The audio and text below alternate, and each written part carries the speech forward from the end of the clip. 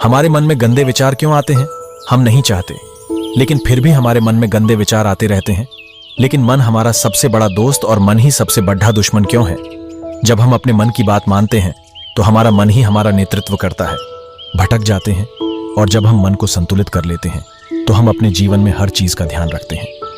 हम अपने मन में आने वाले गंदे विचारों को रोकने की कोशिश करते हैं, लेकिन जितना अधिक हम रोकते हैं उतना ही ये विचार हमारे अंदर प्रवेश करते हैं।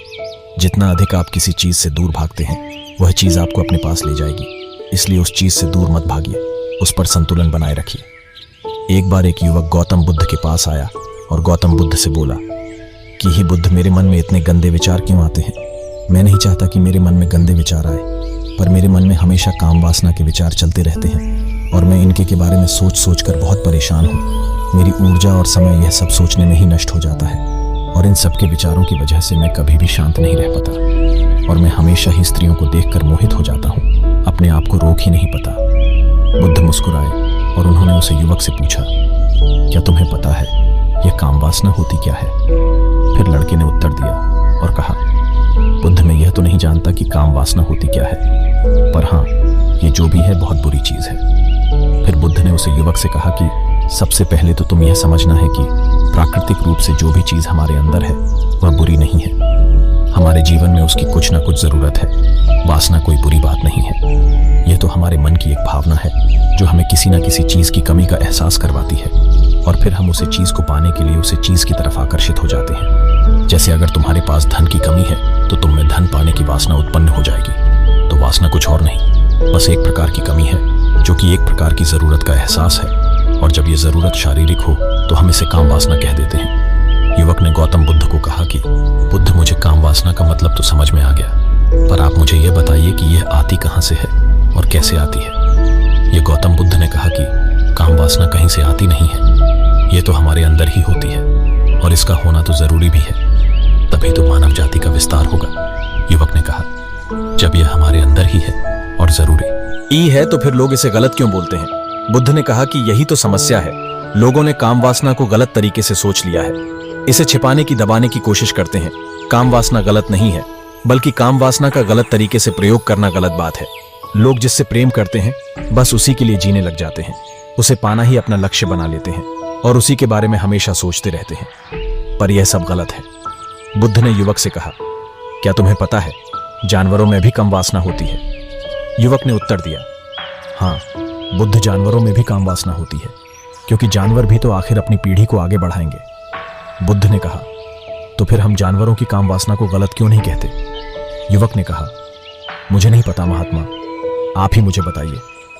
गौतम बुद्ध ने कहा कि जानवर अपनी काम वासना का प्रयोग आनंद प्राप्ति के लिए नहीं करते, वह तो सिर्फ संतान उत्पन्न करने के लिए काम वासना का उपयोग करते हैं। जानवरों को प्रकृति ने इतनी समझ नहीं दी कि वह काम वासना को अपने सुख का आधार बना सके, जबकि मनुष्य अपनी समझ के बलबूते पर प्रकृति में पाई जाने वाली प्रत्येक वस्तु को अपने सुख के लिए अपने प्रयोग करता है। हम इंसानों ने ही काम वासना को अपने सुख का साधन बना लिया है, जबकि प्रकृति ने तो हमें अपने वंश को आगे बढ़ाने के लिए दिया था, लेकिन इंसानों ने इसे अपने जीवन का परम लक्ष्य बना रखा है, और इस तरह से काम वासना का बेलगाम हो जाना गलत है। युवक ने पूछा, महात्मा जी, ये काम वासना हम पर हावी क्यों होती है? क्यों ये बेलगाम हो जाती है? तब गौतम बुद्ध ने कहा कि सुनो, अब जो मैं तुम्हें बताऊंगा उसे तुम ध्यानपूर्वक सुनना। काम वासना का सारा खेल तुम्हें समझ आ जाएगा, तुम्हें तुम्हारे सारे सवालों का जवाब मिल जाएगा, बस तुम्हें ध्यान से सुनकर समझना है। फिर गौतम बुद्ध युवक को बताना शुरू करते हैं।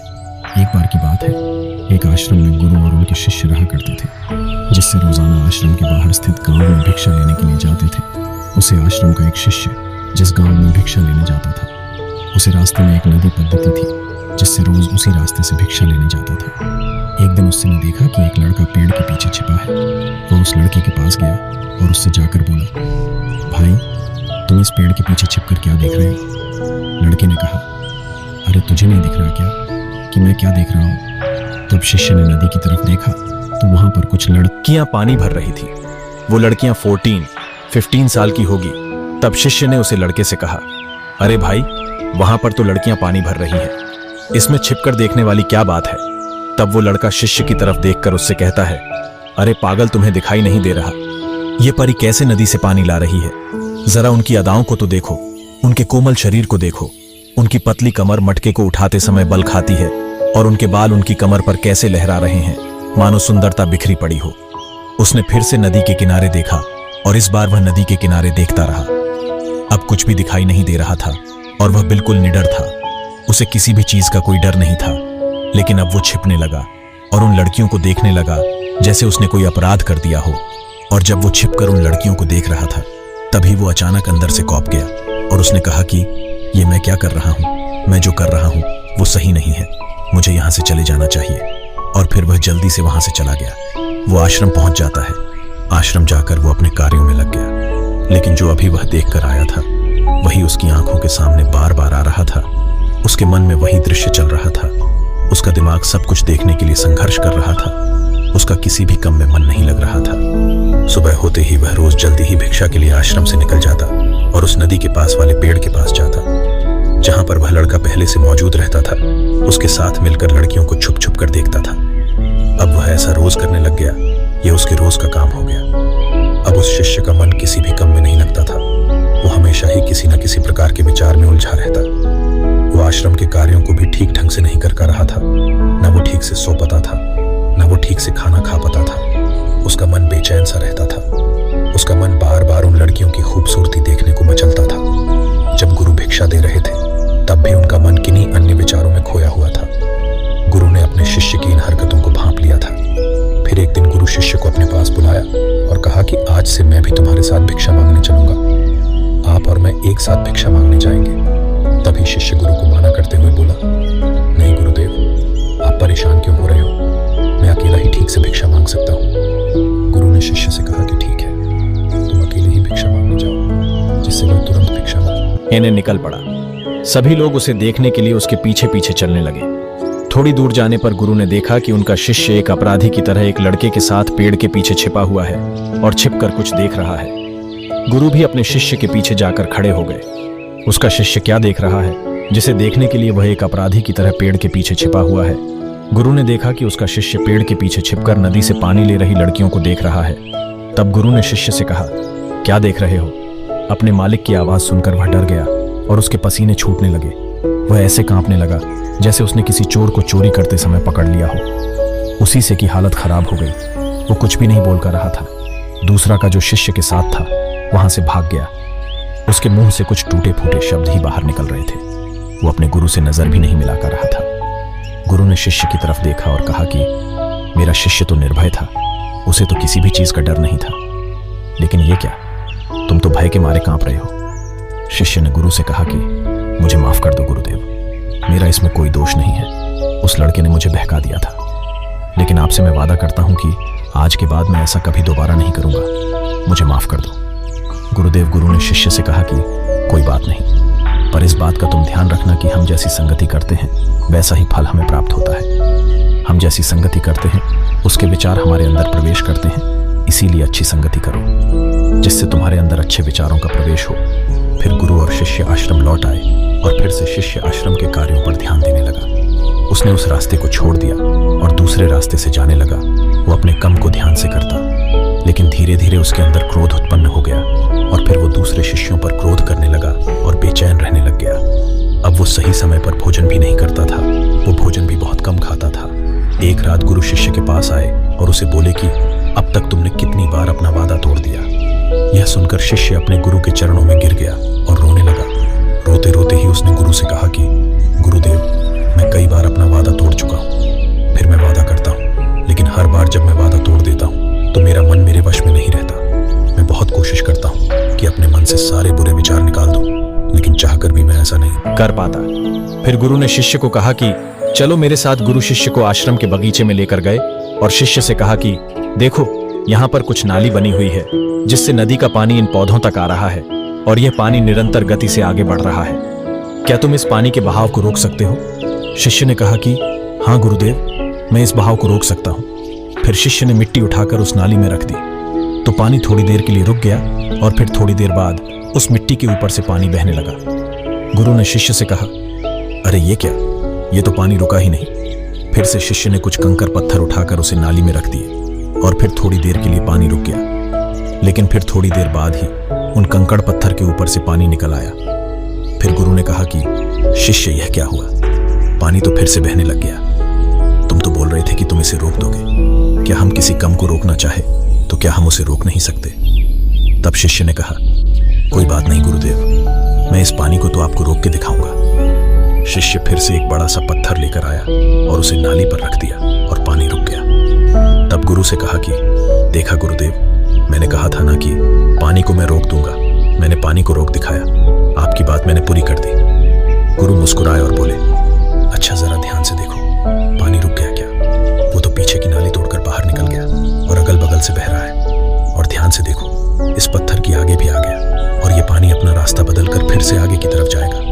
और फिर थोड़ी देर बाद ऐसा ही हुआ। फिर गुरु ने शिष्य को समझाया कि तुम्हारे साथ भी तो ऐसा ही चल रहा है। तुम बार बार प्रयास कर रहे हो, बड़े से बड़ा प्रयास कर रहे हो, पर हर बार तुम्हारा प्रयास टूट रहा है और ये हमेशा टूटता ही रहेगा।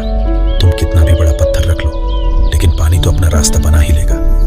ये सब देखकर शिष्य ने गुरु से कहा कि हे गुरुदेव, क्या कोई तरीका नहीं है जिससे मैं गंदे विचारों से बाहर निकल सकूं और ये मेरे मन में आए ही ना?